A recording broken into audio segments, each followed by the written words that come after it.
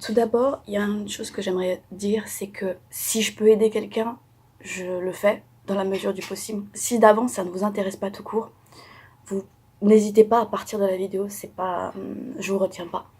C'est juste que j'avais vraiment besoin d'en parler. Si jamais vous êtes triggers, ne regardez pas ou alors allez voir quelqu'un d'autre. J'espère que vous êtes assises, avec de quoi boire. Il y a 3 ans, en 2015, j'étais étudiant et ma famille, qui a l'habitude de bouger beaucoup depuis que je suis gosse, a déménagé à l'étranger. Et étant donné que je les avais pas vus et que je n'avais pas pu aider pour l'emballage des affaires, j'étais venue les aider à aménager pendant les vacances d'été. Ça se passe, j'ai un petit peu du mal à m'accommoder étant donné que je ne parle pas l'arabe parce que ça s'est passé en Jordanie. Du coup, quand j'avais besoin de parler à quelqu'un de l'extérieur ou quelque chose comme ça, je le faisais en anglais ou alors j'essayais de me faire comprendre en faisant des gestes ou des choses comme ça. Jusqu'à peu près la moitié de mon séjour, tout s'est très bien passé, il n'y a pas eu de soucis. Le jour où on devait emménager arrive et puis on fait la connaissance du propriétaire et du gardien de l'immeuble qui s'occupait de l'immeuble et de tous les autres immeubles aux alentours. On va l'appeler Jojo, voilà, Jojo. Donc Jojo nous explique comment ça marche, en quoi est-ce qu'il peut nous être utile. Et il retourne à ses occupations. Les jours passent. Ça lui arrive de passer devant notre maison pour nous dire bonjour, en général tard le soir, après le dîner ou quelque chose comme ça, aux alentours de 20h, 21h. Oh, moi je me sens pas super bien, étant donné que je suis quelqu'un de vachement introverti de base. Donc même le fait de dire bonjour à quelqu'un, c'est compliqué, puisque je sais pas comment le faire, je sais pas comment la personne en face va réagir ou quoi que ce soit. Donc du coup, je reste quand même civile, je dis bonjour. Ça s'arrête là. Si je peux m'en aller, si je peux m'éclipser, je le fais. Puis un jour, le 14 août 2015, mes parents avaient décidé de sortir faire quelques courses. Et ils nous avaient laissé, mon frère et moi, à la maison pour qu'on puisse dire au gardien, à Jojo, qu'est-ce qui n'allait pas dans chez nous, puisque depuis qu'on est arrivé, il y a toujours eu des problèmes techniques, genre l'eau chaude qui ne fonctionne pas tout le temps, par intermittence ou des trucs comme ça. On a été forcé de se toucher à l'eau froide. Bon, je vais vous dire, quand il fait 45 degrés, 50 dehors, on se plaint pas, même si à l'intérieur on a l'air conditionné, ce que tu veux. On reste à la maison et puis on attend que Jojo arrive pour lui expliquer, enfin en l'occurrence pour que je lui explique ce qui va pas. Puis Jojo arrive au portail, il rentre dans la propriété et puis je dois lui ouvrir et lui expliquer que l'air conditionné qui se trouvait dans le salon ne fonctionne pas correctement. Donc qu'est-ce que je fais étant donné que Jojo ne parle pas anglais? J'essaie de lui expliquer avec des mots simples de la façon la plus claire possible, enfin claire pour moi possible, que ça ne fonctionne pas. Donc je lui montre l'objet, j'essaie de lui dire que ça ne fonctionne pas. Et pendant ce temps-là, j'ai mon frère qui est juste dans la pièce, qui nous observe, enfin qui regarde ce qui se passe, grosso merdo. Jusque-là, ça va. Et puis mon frère décide de retourner dans sa chambre lorsque je dis à Jojo que il n'y a pas que là que ça marche pas, mais dans les douches aussi. C'est-à-dire que on n'avait plus d'eau chaude à l'époque. Donc du coup, je suis partie lui montrer, étant donné que je pouvais pas lui expliquer autrement, dans la chambre de mes parents et la mienne, que l'eau ne fonctionnait pas. Donc tout va bien. Et comme mon frère n'est plus là, il me fait comprendre qu'il comprend pas du tout ce que je suis en train de lui dire. Malgré le fait que je lui montre physiquement, genre je vais allumer, enfin je vais ouvrir le robinet, je vais laisser courir l'eau, et je lui dis grosso merdo que c'est froid. Enfin je veux dire, dans n'importe quel langage, si quelqu'un te dit c'est froid, tu comprends. T'as pas besoin de parler la même langue pour que ça se fasse entendre. Mais pour une raison inconnue, il fait mine qu'il comprend pas. Donc, je suis là, je me mets dans le fond, et puis je commence à réfléchir, à me dire, mais comment je vais faire, et tout ça. Et puis, je lui ai dit, bon, bah, ce serait plus simple si j'étais beaucoup plus directe.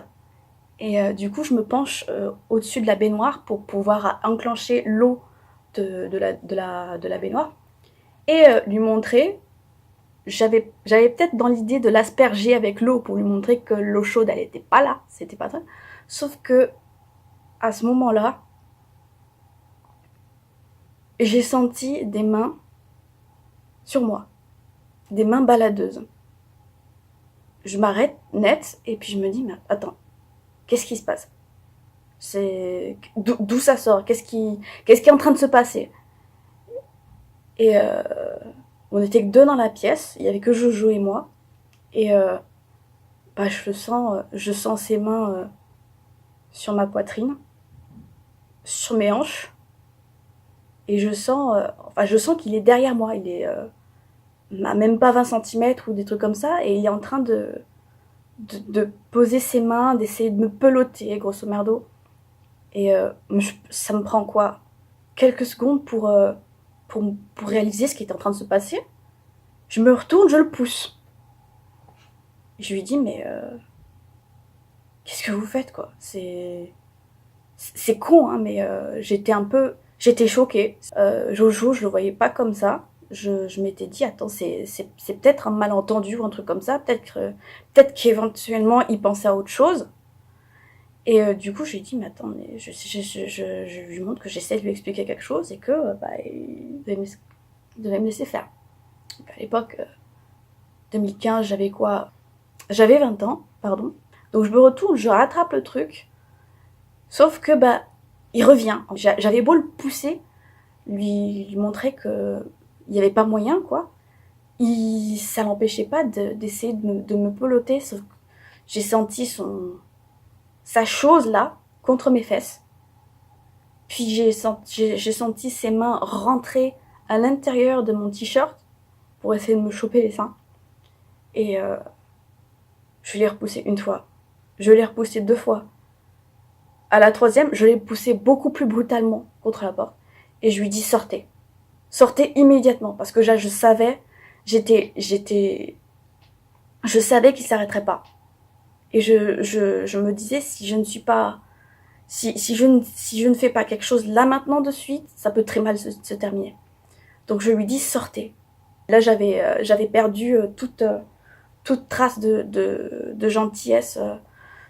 J'avais juste une seule envie, c'est qu'il sorte, et le plus vite possible. Je savais que mon frère était dans la maison, dans sa chambre et tout ça. Donc j'ai eu de la chance, il est sorti plutôt rapidement. Direct après, j'appelle mon frère assez bruyamment et je lui dis, je vais l'appeler Biscotte. Désolée si tu passes par là. Mais pour le soin de l'anonymat, je préfère t'appeler Biscotte. Je lui dis, Biscotte, reste avec moi. Reste avec moi parce que il s'est passé ça. Jojo a fait ça. Jojo a fait ça. Je ne sais pas s'il est toujours dans l'appartement ou s'il est ailleurs. Donc reste avec moi. Je vais appeler mes parents. Donc Biscotte, il est un peu pris de court, tu vois, il comprend pas trop le pourquoi du comment, mais il reste avec moi. Et je lui explique, enfin j'essaie de lui expliquer du mieux que je peux ce qui s'est passé. Et j'avais qu'une seule peur, en gros, c'est que lui et mes parents ne me croient pas ce qui s'était passé, et me disent qu'en gros, je suis en train d'inventer un truc. Sauf que bah, jamais de ma vie, je me serais réalisée de faire une mauvaise réputation à quelqu'un juste parce que je l'aime pas ou qu'il y a eu un incident ou quoi que ce soit. Sauf que là, j'étais clairement dans le mal. Je me suis dit, si je fais pas quelque chose, non seulement ça risque de se reproduire, je risque de le revoir ou ça risque de tout simplement mal finir, je risque de vraiment passer à l'acte, puisque là il s'agit d'attouchement sexuel non consentement. C'est-à-dire que Jojo, il devait avoir quoi, 30 ans, 40 ans, un truc comme ça. J'en avais tout juste 20 et j'avais pas envie de ça, quoi. Ça m'était même pas... J'avais même pas pensé une seule seconde que Jojo puisse faire un truc pareil. Parce que on avait discuté plus ou moins avec ma mère ou des trucs comme ça, de ce qui allait pas. Il essayait de savoir si nous, on s'acclimatait bien au voisinage ou des trucs comme ça. Donc Jojo, pour moi, c'était complètement écarté. Je pensais pas que ça arriverait un jour. Je pensais pas que ça arriverait avec lui non plus. Mais c'est arrivé quand même. Donc j'étais quand même sur le choc. J'étais en train de trembler. Au téléphone, j'appelle mon père. Je lui fais, écoute, ce serait bien que tu rentres très très vite avec maman parce que Jojo a fait ça. Et j'avais qu'une seule peur, c'est qu'ils me disent oh non mais là on est occupé, attends un peu. Sauf que il l'a pris de façon très sérieuse et ils sont arrivés dans les 10 minutes qui ont suivi et tout comme ça. Donc ils reviennent, j'explique ce qui s'est passé du mieux que je peux à ma mère. Et puis je suis choquée, je ne suis pas capable d'exprimer une émotion. Genre en moi j'ai peur. J'ai pas envie que Jojo se montre comme ça, pouf, d'un seul coup ni quoi que ce soit. Donc je lui dis j'ai peur de ce qui va se passer. J'ai juste une seule envie, c'est de ne pas revoir Jojo du tout, quoi. De ne pas être dans la même pièce que lui ni quoi que ce soit. Et puis à un moment, je me mets à pleurer parce que je réalise vraiment ce qui s'est passé et j'étais perturbée. Mon père a appelé quelqu'un qui travaillait avec lui pour prendre des informations sur les mesures à prendre. C'est comme si le temps s'était arrêté, c'est-à-dire que plus personne ne s'occupait des courses ni de quoi que ce soit dans la maison. On attendait juste le collègue de mon père, on va l'appeler Mickey. On attendait juste Mickey et qui nous dise quoi faire dans le meilleur des cas, puisque nous n'étions pas jordaniens. On ne savait pas trop quelles mesures prendre dans ces conditions-là. Du coup, Mickey arrive, je retourne dans ma chambre et puis je m'aperçois qu'en fait, étant donné que l'événement avait eu lieu dans une salle de bain, la salle de bain de ma chambre, j'étais pas dans mon état normal. Je me suis dit ça s'est passé dans la sphère plus que privée, plus que dans les lieux communs du truc, ça s'est passé dans mes espaces privés. Là où je dors, là où je prends ma douche, ou les trucs comme ça. Et j'étais pas rassurée, je me suis dit, mais comment je vais faire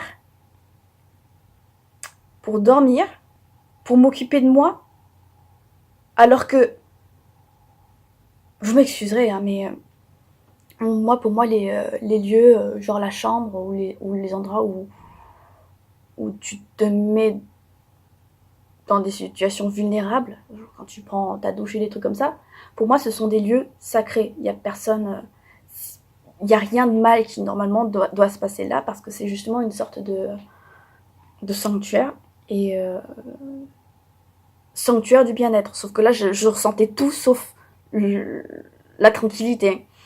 Et je me suis dit, mais comment je vais arriver à dormir? Comment je vais arriver à tenir jusqu'à mon départ? Comme ça, dans ces conditions.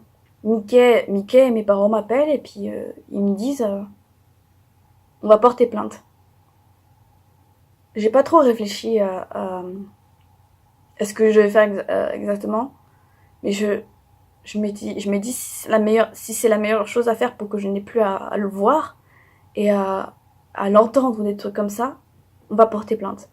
Puisque je me suis dit, le comportement qu'il a eu, le détachement avec lequel il a fait ça devait pas être sa première fois. Il a dû profiter d'autres filles pour faire ces choses. Je ne veux même pas imaginer en fait ce qu'il aurait pu leur faire, ce qu'il leur a fait. Mais moi, il était hors de question que d'une je me laisse faire et puis que je le laisse se promener ou des trucs comme ça dans les environs et prendre le risque qu'il recommence. Que ce soit avec moi ou avec n'importe quelle autre nana. Donc du coup, on va porter plainte au commissariat. Ils prennent ma déposition, ça prend du temps. Je dois répéter dans les détails tout ce qui est arrivé. On est convoqué plusieurs fois au commissariat. l'affaire est portée au palais de justice. Enfin, il me semblait que c'était ça, à un moment on a dû y aller. L'affaire est tombée dans les mains du procureur.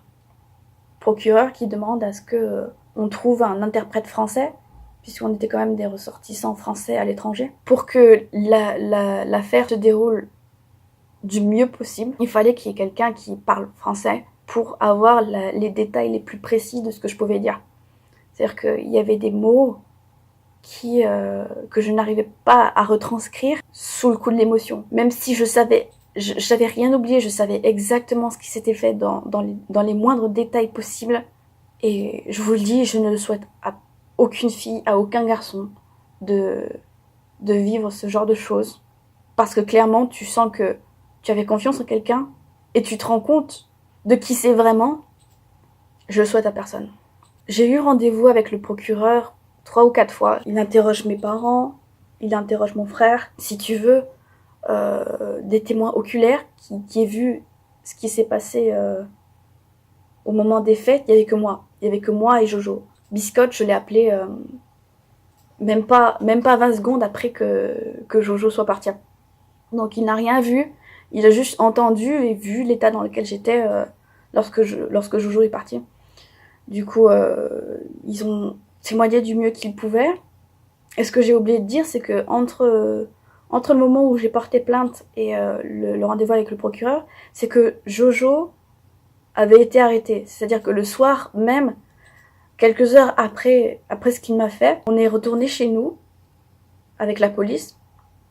Et Jojo, qui était en train de faire je ne sais quoi dans un autre appartement à côté, Jojo a été amené dehors dans la rue et il a été arrêté. Les voisins étaient tous là à la fenêtre, dans le jardin ou des trucs comme ça, à regarder ce qui se passe parce qu'apparemment, je sais pas, comme c'était un quartier tranquille, je pense pas que ce genre de choses soit déjà arrivé. Enfin, dès que j'ai vu la tête de Jojo, je me suis retournée vers mon père, je lui ai dit je veux pas le voir. Au bout du 3e ou 4e rendez-vous, je me rappelle plus très bien comment ça s'est passé, mais ils m'ont demandé si j'étais prêt à l'identifier. C'est-à-dire qu'il l'avait amené, il était en détention dans une, je sais pas si c'était une prison ou un truc comme ça, mais dans tous les cas, il ne pouvait pas sortir, il ne pouvait pas communiquer avec l'extérieur. Il voulait que je l'identifie visuellement, que je confirme que c'était bien lui et pas quelqu'un d'autre, ou des trucs comme ça. Du coup, il l'avait amené. On était devant le procureur, mais il nous avait fait rentrer de façon pas en même temps. Vous voyez, qu'on n'ait pas le temps de. Je sais pas ce qu'ils espéraient, que je change d'avis sur la question ou quoi que ce soit, mais il était avec des gardiens de prison qui le surveillaient, il était menotté, il était en uniforme de prison, quoi. Je suis rentrée juste après pour confirmer au procureur que c'était vraiment lui. Et ils m'ont fait jurer sur la Bible que je devais dire la vérité, rien que la vérité, que la vérité, sinon c'était un parjure. Je suis athée, je ne crois pas en un dieu spécial ni quoi que ce soit. Bon là c'est le sujet d'une autre vidéo éventuellement, mais c'est pas ça. Mais il fallait à tout prix que je puisse jurer sur quelque chose, c'est pour ça qu'il m'avait demandé grosso modo dans quelle religion j'avais grandi. Je me rappellerai quand j'ai regardé Jojo, il m'avait regardé en Dieu tellement méchant, tellement malveillant. Je sais pas, c'est comme s'il me disait genre t'as pas intérêt à dire que c'est moi parce que sinon je sais pas ce que je te ferais, mais voilà.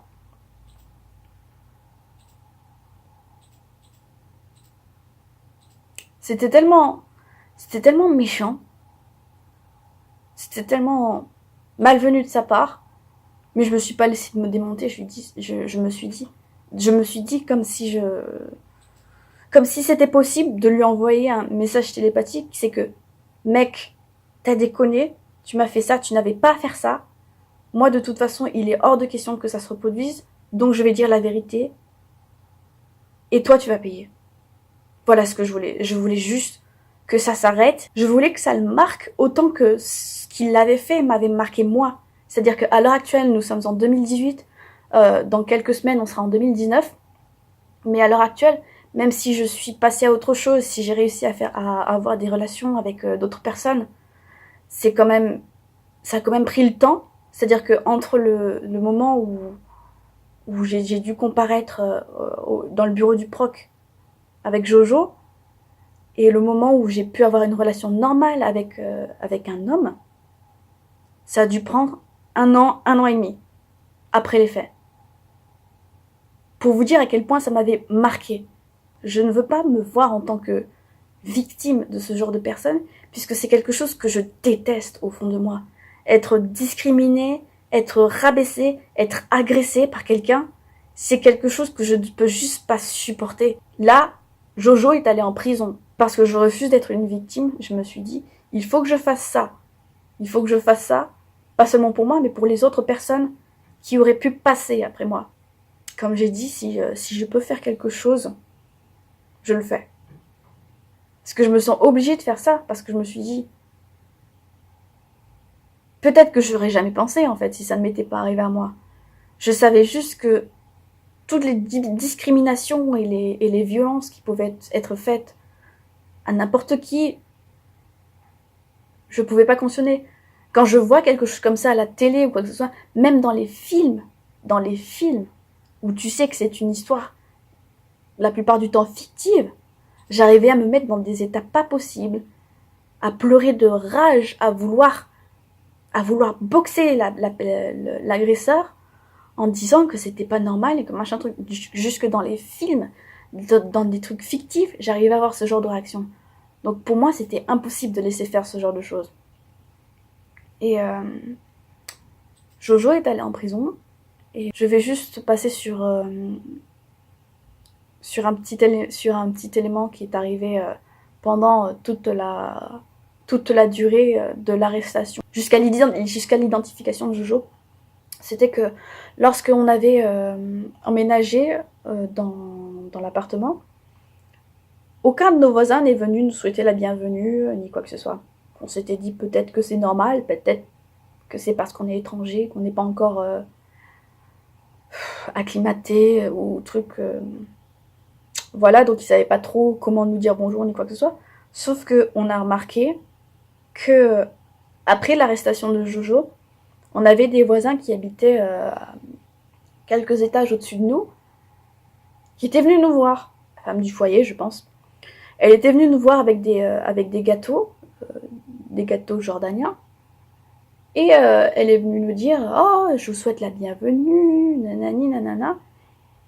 Et moi, je sentais que c'était pas quelque chose de normal, tu vois, de venir maintenant. Elle devait forcément avoir quelque chose derrière la tête. Et puis, j'ai pas eu tort, puisque elle est venue nous poser des questions sur ce qui s'était passé, sur ce pourquoi Jojo avait été arrêté. Et en gros, elle l'avait dit vous êtes sûr que c'était pas parce que K.O. était habillé d'une certaine manière? J'étais choquée qu'on puisse penser à un tel truc, puisque j'étais chez moi. J'ai de compte à rendre à personne. Et puis même si je décide d'aller dehors pour aller faire des courses ou quoi que ce soit, je suis dans mon droit de porter ce que je veux. Enfin, je veux dire, là, pour être clair, je devais porter un haut, peut-être sans manches, peut-être qu'il m'arrive à là, à peu près, avec le même col, et puis un pantacourt, quoi. Enfin, la base des bases, tu vois, je m'habille de façon basique, de façon assez unisexe depuis perpète les oies, quoi. Mais je lui ai dit, mais en quoi ça te regarde? Et puis ensuite, je suis chez moi.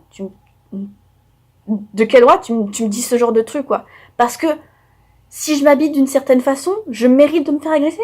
C'est ça qu'elle était en train de dire, en gros. C'était genre, je l'aurais peut-être provoqué, ou des trucs comme ça.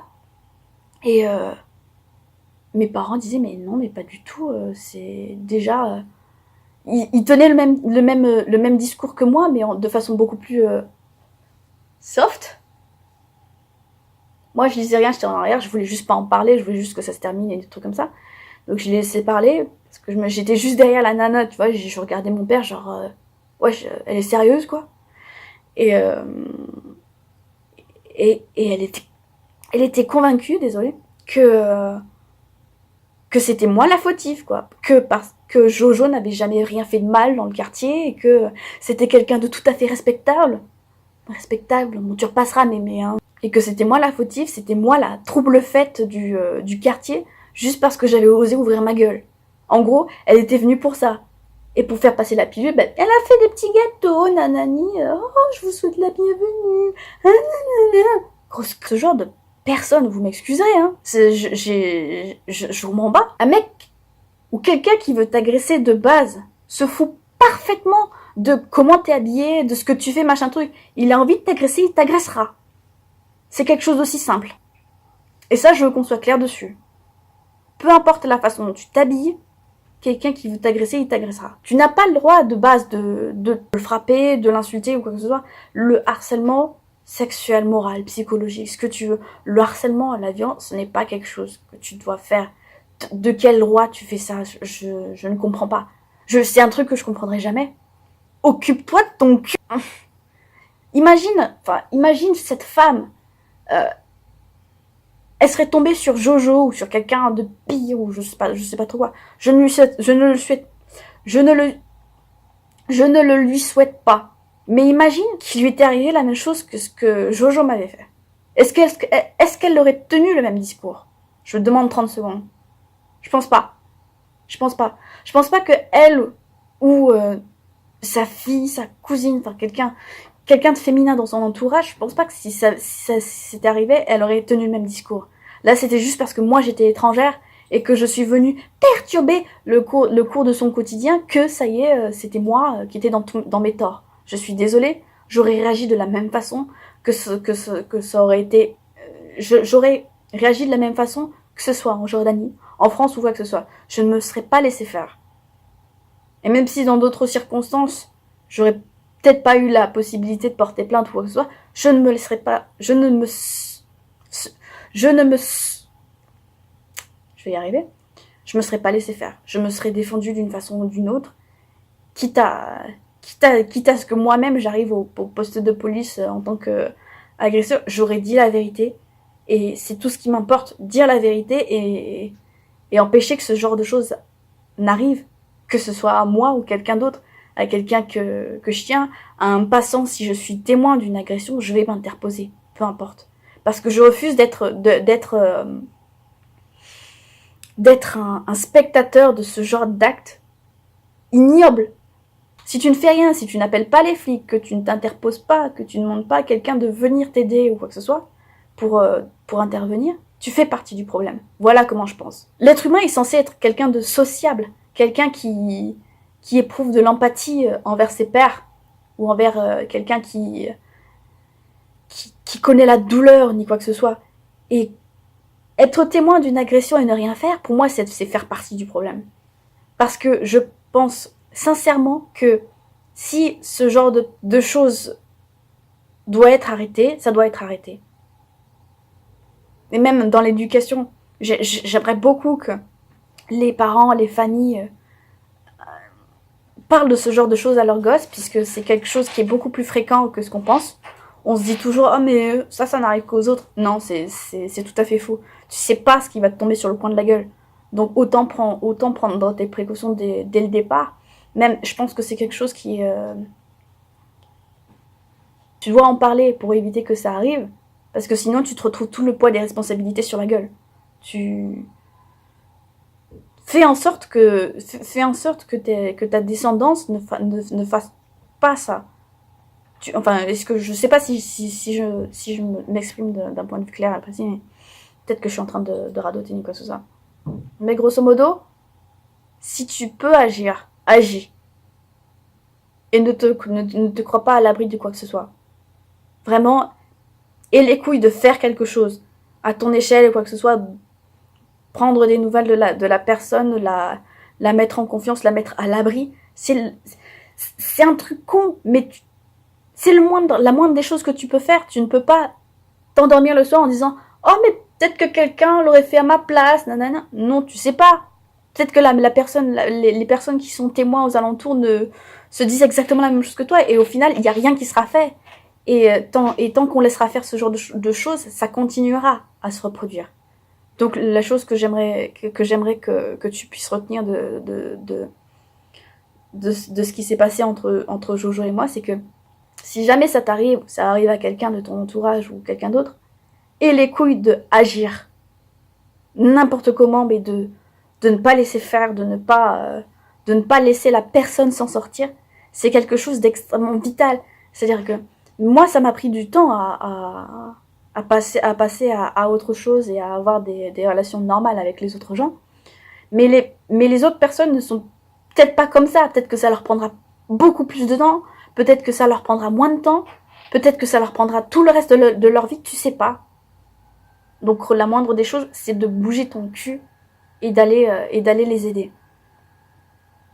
Autre chose, et dernière chose, parce que là ça commence à devenir sacrément long, c'est que le plus simple aussi, je ne vais pas m'attarder là-dessus, mais ce n'est jamais la faute de la victime si quelque chose comme ça arrive.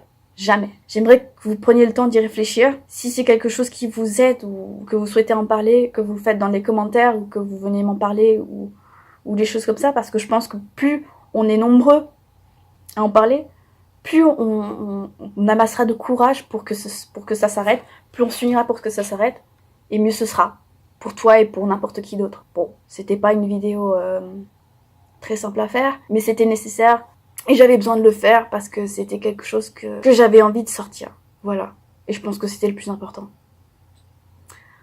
Je vous revois pour une prochaine vidéo, beaucoup plus légère cette fois-ci, je vous promets. Et voilà, j'espère que vous vous porterez bien et que ça ne vous ait pas trop choqué. Voilà. Sur ce, bonne soirée à tout le monde. Une bonne journée. Je sais pas quand est-ce que tu verras ça. Et je vous vois peut-être dans une prochaine vidéo. Sur ce.